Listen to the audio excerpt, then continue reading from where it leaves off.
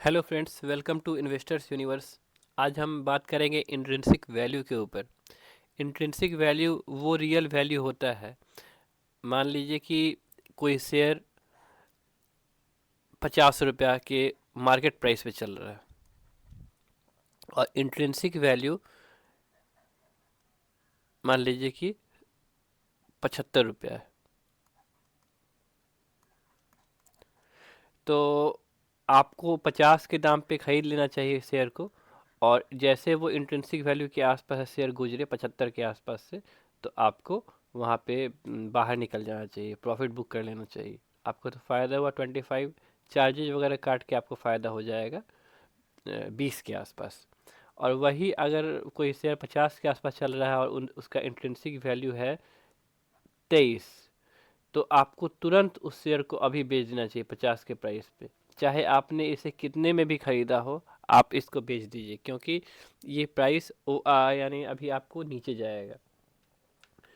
तो intrinsic value long term investment में बहुत ज़्यादा इम्पोर्टेंट होता है। मतलब कि अगर आप 1 ईयर, 2 ईयर, 5 ईयर का हॉरिजॉन को लेके चल रहे हैं ना, तो इंट्रिंसिक वैल्यू बहुत ज़्यादा इम्पोर्टेंट होता है। किसी कंपनी शेयर का रियल वैल्यू जो होता है ना, वही इंट्रिंसिक वैल्यू होता है।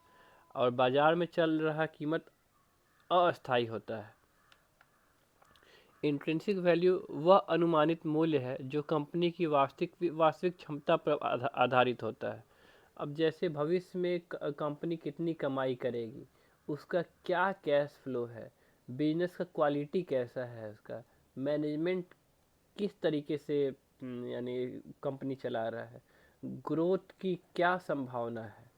तो एक कंपनी जो अपनी जर्नी पे निकलता है, तो ये सब चीज़ उसके यानी जर्नी का हिस्सा होता है। तो ये सब चीज़ कैलकुलेट करने के बाद इंट्रिंसिक वैल्यू निकलता है।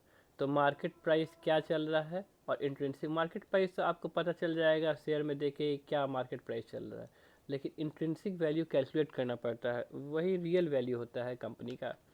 तो लॉन्ग टर्म इन्वेस्टमेंट में इंट्रिंसिक वैल्यू क्यों जरूरी होता है? लॉन्ग टर्म निवेश में हम बिजनेस खरीदते हैं। हम कोई शेयर जो 50 का चल रहा है, तो वो सिर्फ शेयर नहीं खरीद रहे हैं, हम लोग एक शेयर, उस शेयर को खरीदते हुए हम लोग उस बिजनेस को खरीद रहे हैं, प्राइस नहीं खरीद रहे हैं हम लोग।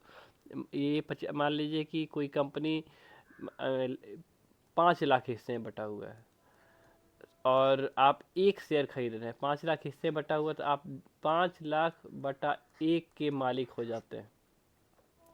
तो market price intrinsic value share under valued खरीदने लायक है कि नहीं? अगर मार्केट प्राइस इंट्रिंसिक वैल्यू से नीचे है, तो शेयर अंडर वैल्यूड है, उसको खरीद लीजिए। अगर मार्केट प्राइस इंट्रिंसिक वैल्यू से ऊपर है, तो शेयर ओवर वैल्यूड है, उसको बेच दीजिए। तो वॉरेन बफेट ने एक बात कही है कि प्राइस इज व्हाट यू पे, value is what you get. इसका मतलब सीधा सा मतलब है कि अगर मान लीजिए कोई मार्केट में कोई आम मिल रहा है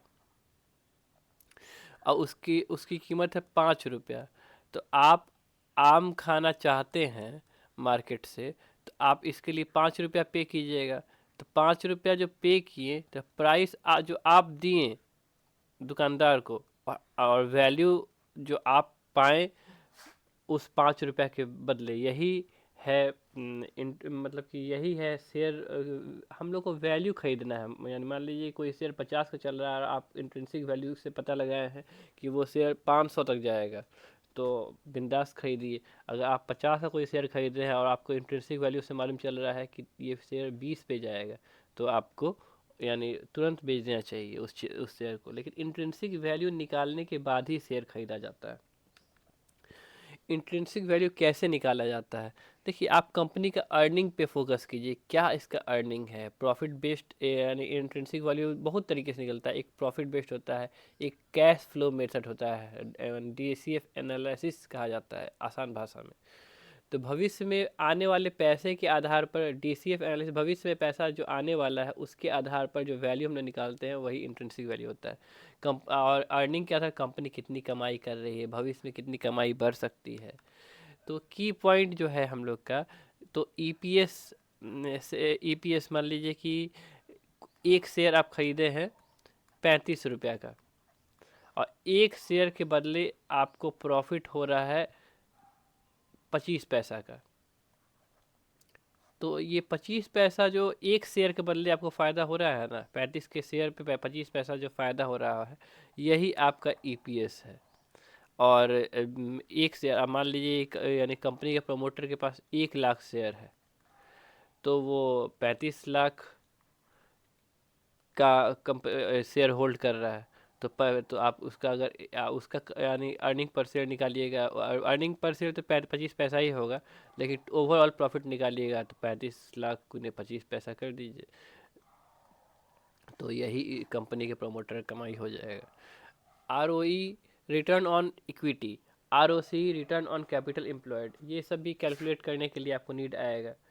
मतलब कि एक शेयर पे कितना रिटर्न आ रहा है, और कितना जितना उधारी पैसा लिया गया है पूरा और इक्विटी दोनों मिला के कितना अर्निंग हो रहा है, कितना रिटर्न आ रहा है, डेप्ट टू कितना कर्ज यानी कंपनी लिए हुआ है, ये सब चीज़ इम्पॉर्टेंट है। प्रॉफिट ग्रोथ, मान लीजिए कि आज इस साल मतलब कि 5 लाख का प्रॉफिट कंपनी को हुआ, अगले साल 7 लाख हुआ, मतलब कि मान लीजिए 2020 से 5 लाख हुआ, 2021 से 7 लाख हुआ, 2022 में 8 लाख हुआ, 2023 में 10 लाख हुआ, 2024 में 11 लाख हुआ, 2025 में 13 लाख हुआ।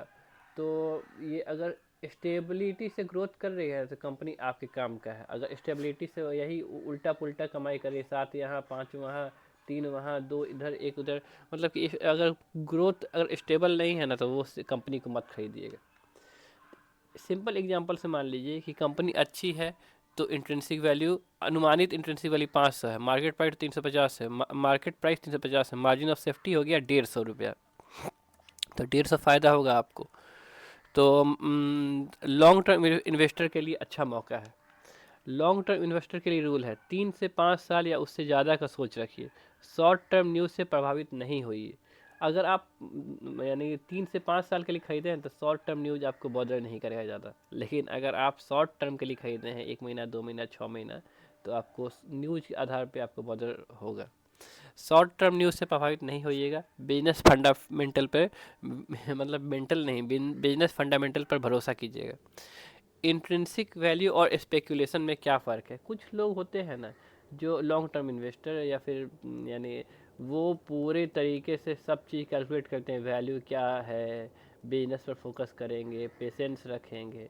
और कुछ लोग होते हैं स्पेकुलेटर, खरीदेंगे और निकलेंगे, वो प्राइस मूवमेंट देखेंगे, चार्ट पर फोकस करेंगे, जल्दी प्रॉफिट कमाएंगे और निकलेंगे। देखिए, किसी को गलत या किसी को सही नहीं कहा जा रहा, हर किसी का अपना स्टाइल है पैसा कमाने का मार्केट से। तो कंक्लूजन में क्या हो सकता है? Intrinsic value long term investment की रीढ़ है, बैकबोन है। जो निवेशक, जो इन्वेस्टर इंट्रिंसिक वैल्यू समझ लेता है, वह पैनिक से बचेगा, क्वालिटी स्टॉक पकड़ेगा, वेल्थ क्रिएट करेगा। तो थैंक यू, जय हिंद, जय भारत। चैट करना है शेयर मार्केट पे, इंडियन इकनॉमी पे, शेयर पे, तो मेरे टेलीग्राम चैनल को ज्वाइन कीजिए, सब्सक्राइब कीजिए, शेयर कीजिए, कमेंट कीजिए प्लीज़। थैंक यू, जय हिंद, जय भारत।